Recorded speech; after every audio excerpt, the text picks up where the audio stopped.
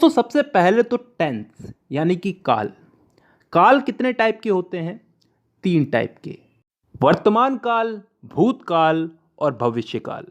Present, past and future. वर्तमान काल जो अभी चल रहा है, भूतकाल जो बीत चुका है, जो जा चुका है, और भविष्य काल जो आने वाला है। इन 3 कालों के अलावा भी कोई काल होता है क्या? नहीं होता ना। तो चलो आगे। अब वर्तमान काल यानी कि प्रेजेंट टेंस, भूतकाल यानी कि पास्ट टेंस और भविष्य काल यानी कि फ्यूचर टेंस, इन तीनों को 4-4 हिस्सों में बांटा गया है। और अच्छी बात यह है कि ये 4 भाग कुछ इस तरह से बांटे गए हैं कि आसानी से याद हो जाए, ज़्यादा कुछ समझने की ज़रूरत नहीं है। बस नाम का फ़र्क है, वो आगे समझ में आएगा। अगर एक चीज़ समझ में आ गई तो बाकी चीज़ें भी समझ में आ जाएगी धीरे धीरे। अब ये 4 भाग कौन से हैं जिनमें इनको बांटा गया है? इन तीनों को 4-4 भागों में बांटा गया, 4×3=12। तो अब ये 4 भाग कौन से हैं समझते हैं। पहला भाग है इंडेफिनेट। अब इंडेफिनेट को हम हिंदी में बोलते हैं कोई काम तय ना होना, अनिश्चित। इसमें ऐसे वाक्य आते हैं जिनका समय निर्धारित नहीं होता, यानी कि वो कब शुरू हुए और कब खत्म होंगे।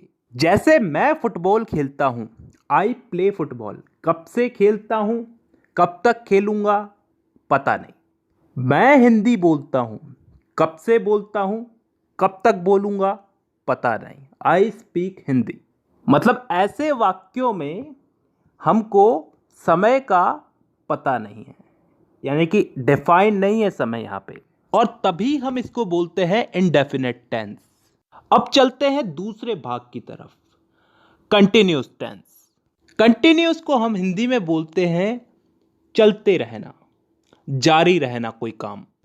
इस भाग के अंदर भी हमें काम कब शुरू हुआ, कब खत्म होगा इसका मालूम नहीं, लेकिन इसमें काम चल रहा है इतना हमें मालूम है। जैसे उदाहरण के लिए, मैं फुटबॉल खेल रहा हूं, आई एम प्लेइंग फुटबॉल। कब से खेल रहा हूं, कब तक खेलूंगा, कुछ पता नहीं। काम मेरा कंटिन्यू चल रहा है, तो यह आ गया कंटिन्यूस में। तीसरा टेंस आता है परफेक्ट टेंस।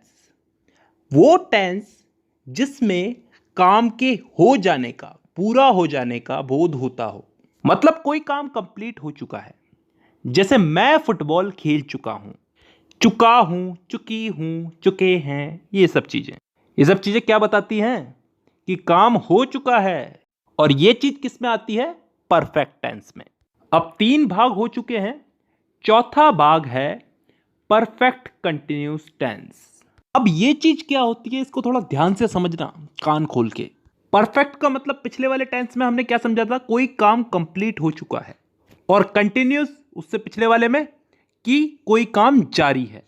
तो परफेक्ट कंटिन्यूस टेंस में क्या आता है? कोई काम हो भी चुका है और फिलहाल जारी भी है। ढंग से बोलूं तो कोई काम किसी समय से प्रारंभ होकर प्रतिदिन अंशतः पूर्ण होकर आने वाले समय में भी जारी रहेगा।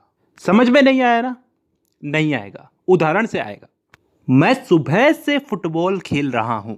सुबह से, किसी समय से खेल रहा हूं, सुबह से खेल रहा हूं। कंटिन्यू है, अभी भी खेल रहा हूं, और फिलहाल अभी खेल रहा हूं तो आगे भी खेलूंगा। इस चीज का बोध हो रहा है हमको। एक और उदाहरण ले लो इसमें। मैं पिछले 5 सालों से हिंदी बोल रहा हूं।